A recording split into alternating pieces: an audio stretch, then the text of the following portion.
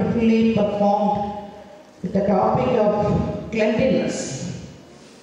Your performance reminded us that cleanliness is next to godliness.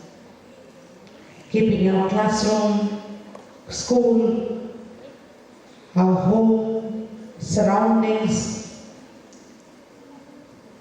The clean shows our love and respect for ourselves and for others. Your actions and expressions spoke louder than words.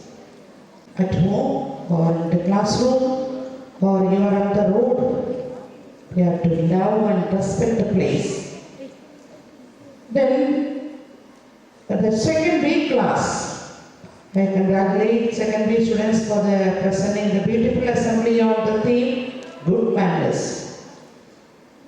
They highlighted few words. Can you reflect?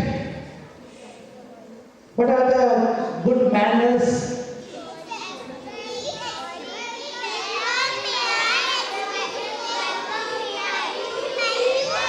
Okay, very good, very good. Our children are very smart enough. They already notice which are the good manners.